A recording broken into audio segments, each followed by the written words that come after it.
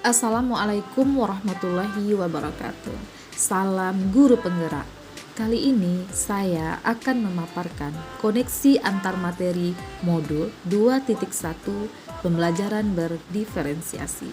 Perkenalkan, saya Resti Hidayati Putri SPD, calon guru penggerak angkatan 5 dari SMA Negeri 2 Lubuk Sekate. Koneksi materi yang pertama, apakah pembelajaran berdiferensiasi? Pembelajaran berdiferensiasi merupakan suatu pendekatan sistematis untuk merancang pembelajaran yang dapat memenuhi kebutuhan murid. Konsep dasar pembelajaran berdiferensiasi adalah serangkaian keputusan masuk akal yang dibuat oleh guru untuk memenuhi kebutuhan murid-muridnya. Bagaimanakah hal ini dapat dilakukan di kelas? 1. Guru melakukan pemetaan terhadap kebutuhan murid. 2. Guru menentukan strategi yang tepat berupa berdiferensiasi konten, proses, dan produk. 3. Guru melakukan penilaian berkelanjutan dengan 3 perspektif. 4. Mengimplementasikan RPP berdiferensiasi dalam konteks pembelajaran di kelas. 5. Guru menunjukkan sikap kreatif, percaya diri, mau mencoba, dan mengambil resiko dalam menerapkan berbagai ide pembelajaran berdiferensiasi. Bagaimanakah pembelajaran berdiferensiasi memenuhi kebutuhan belajar murid dan bisa mencapai hasil yang optimal? Tentu dengan memenuhi kebutuhan belajar murid meliputi kesiapan belajar, minat belajar, dan profil belajar.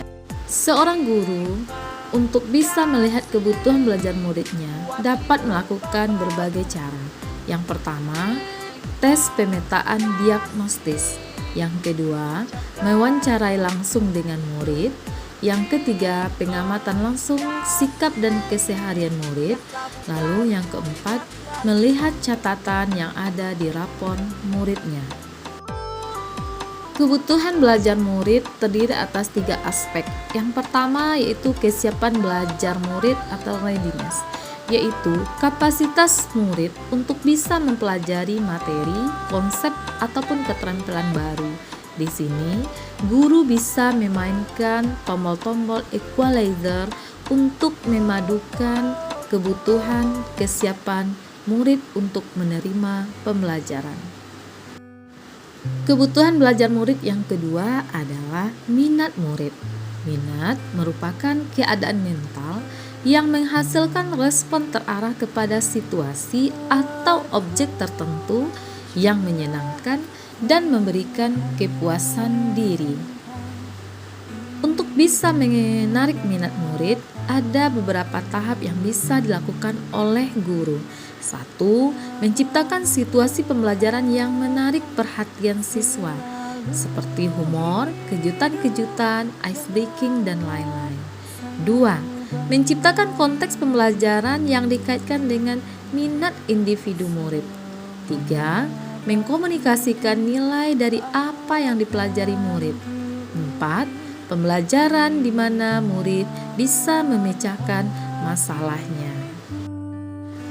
Kebutuhan belajar murid yang ketiga yaitu profil belajar, merupakan mengacu pada cara-cara bagaimana kita sebagai individu paling baik belajar.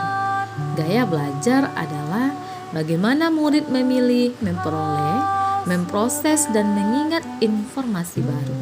Maka ada 3 gaya belajar: visual, audio, dan kinestetik. Tahap berikutnya, setelah mengetahui kebutuhan belajar murid, seorang guru juga harus menentukan 3 strategi pembelajaran berdiferensiasi. Yang pertama, diferensiasi konten, yaitu menyesuaikan konten atau materi pembelajaran yang sesuai dengan kebutuhan murid yang sangat beragam. Yang kedua, diferensiasi proses, yaitu proses belajar yang bervariasi, bagaimana murid memahami atau memaknai informasi dan materi. Yang ketiga, diferensiasi produk, yakni tagihan yang diharapkan dari murid. Guru bisa memodifikasi tagihan murid terhadap produk yang akan dihasilkan murid berdasarkan konten dan proses yang diberi. Bagaimanakah koneksi antar materi pembelajaran berdiferensiasi dengan modul lain di dalam program pendidikan guru penggerak?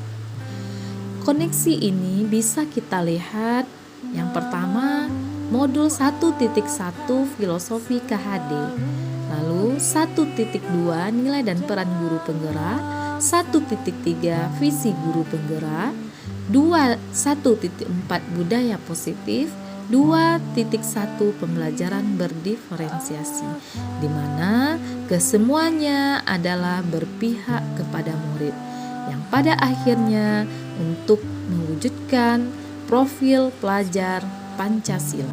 Bagaimanakah keterkaitan antar materi?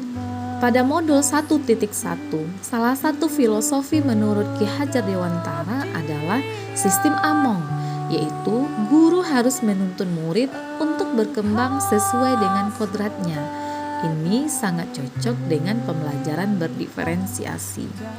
Pada modul 1.2, pembelajaran berdiferensiasi mengharuskan guru untuk memetakan kebutuhan belajar murid yang beragam, sehingga guru harus memiliki nilai mandiri, kolaboratif, reflektif, inovatif, dan berpihak kepada murid sebagai modal untuk mengimplementasikan pembelajaran yang berpihak kepada murid. Guru penggerak memiliki peran untuk mendukung penerapan pembelajaran berdiferensiasi, yaitu menjadi pemimpin pembelajaran, menggerakkan komunitas praktisi, menjadi coach bagi guru lain, mendorong kolaborasi antar guru, dan mewujudkan kepemimpinan murid. Pada modul 1.3, guru penggerak mempunyai visi untuk melakukan perubahan positif dalam pembelajaran yang berpihak pada murid dengan strategi pendekatan inquiry apresiatif yang berbasis pada kekuatan. Salah satunya adalah dengan melaksanakan pembelajaran berdiferensiasi. Pembelajaran berdiferensiasi membentuk budaya positif yang ada di sekolah, yaitu berupa nilai-nilai, keyakinan, kebiasaan di sekolah yang berpihak kepada murid agar dapat berkembang menjadi pribadi sesuai dengan profil pelajar Pancasila. Nah, dari modul 1.1, 1.2,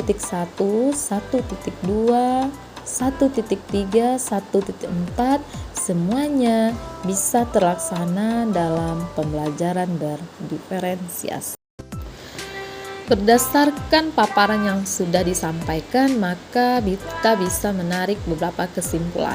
Yang pertama, pembelajaran berdiferensiasi sangat eratlah kaitannya dengan pembelajaran yang berpihak kepada murid, sesuai dengan filosofi Ki Hajar Dewantara. Yang kedua, nilai-nilai yang melekat pada guru berupa mandiri, reflektif, inovatif, kolaboratif, dan berpihak kepada murid merupakan komponen utama dalam mewujudkan pembelajaran berdiferensiasi. 3. Murid sebagai subjek pembelajar yang beragam hendaklah terlayani dengan baik sesuai dengan visi yang sudah dibuat oleh guru. 4. Pembelajaran berdiferensiasi merupakan bagian dari budaya positif sekolah.